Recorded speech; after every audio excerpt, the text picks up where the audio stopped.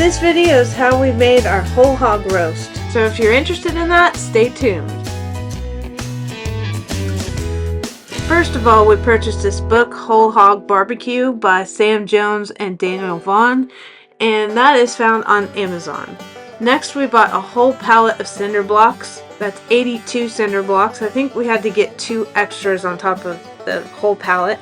We found a fairly level spot and we started lining up a 6x4 rectangle.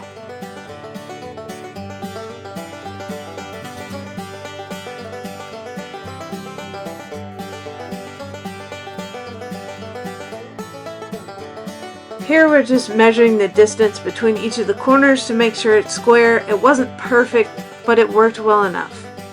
Inside those blocks we put about 8 bags of all-purpose sand, real thin at the bottom. That's just to catch the grease so we don't have any grease fires.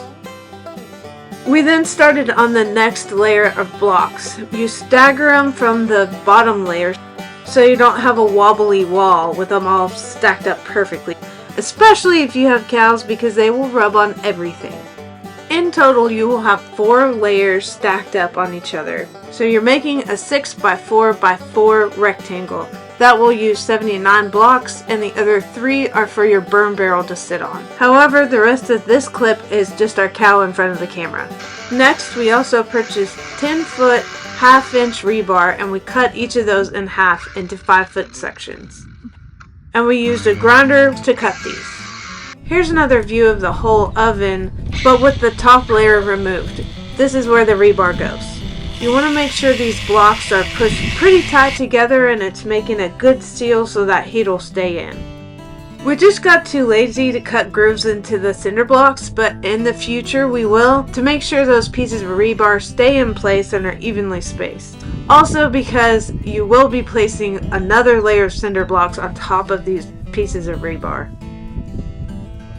Next, put that final layer of cinder blocks on top of the rebar. You can see that 4th layer kind of leans outwards, and that's why we would put grooves in the 3rd layer so that everything sits flat.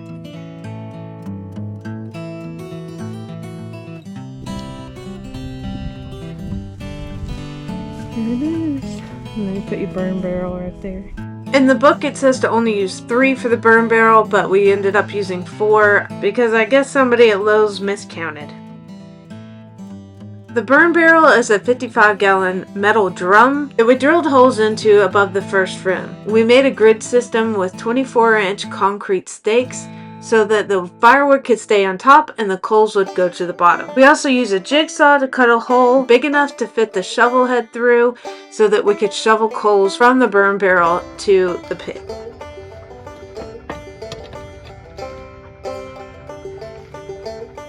The author of the book I mentioned in the beginning has a restaurant that he cooks for, and he lists the time when he starts the pig, when he flips the pig, and when he finishes in order to serve at a certain time at his restaurant. That way you can make a plan when you need to do all these things based on what time you need to finish. You'll notice you'll also need a cover for the top of this to keep heat in. We're using old corrugated metal from a barn that used to be here. There are holes in it. That's definitely something we would do differently next time. It'd be bad. As far as the pig we used, it was an Idaho pasture pig because they're delicious. We dispatched this pig 3 days before our party and put him into our walk-in refrigerator. We did try a method of hair removal, which included a towel over the pig with boiling water poured over the towel, and then you're supposed to be able to scrape it. It did not work well, so we ended up burning the hair. Of course, the book will go in a little more detail about how to spatchcock a pig, but basically we took a reciprocating saw and went down the spine and through the hips to make him lay flat without cutting him in half. Then we got this injector with a little siphon tube. We made a brine and we injected it into the pig. We ended up getting the pig on the grill about 8 p.m. and we were going to flip after 5 hours, but there was no flipping this pig. It was too heavy for the 2 of us to handle. Just for reference, we wanted him done about 3 p.m. the next day, and he was plenty done by the time we took him off at 3. And you'll notice these coals are on either side of the pig for an indirect heat cook. If we had to do it over again, we'd put logs that are actually on fire, not just coals, to start it off. We wedged thermometers from a turkey fryer in between some of the blocks, and we put them in different places so we could monitor the heat all around and make adjustments to stay at 250 degrees Fahrenheit through the whole cook. And you'll notice it's not quite up to temperature yet when I recorded.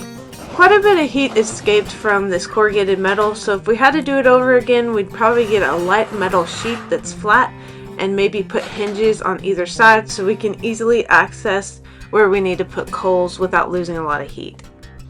We definitely would have gone with a smaller pig, maybe 100 pounds hanging weight. We tried to flip this pig and the legs just pulled out, but at least he was cooked. Another thing we do different is keep that fire raging to make sure the internal temperature is at 195 degrees Fahrenheit.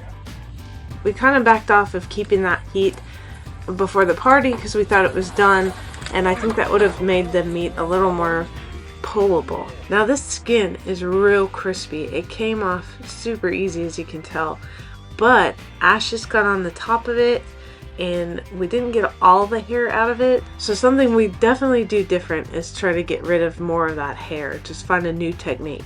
It also didn't pull like we thought it would. We thought we were just going to be able to put meat claws in the ham and pull all of that, but we ended up having to slice pieces off. It was juicy and tender, but it wasn't like we thought. There's lots to learn, and I'm sure it comes with experience. If you like this video, feel free to subscribe. I upload most Sundays, and you can keep watching us grow our farm. Have a good one.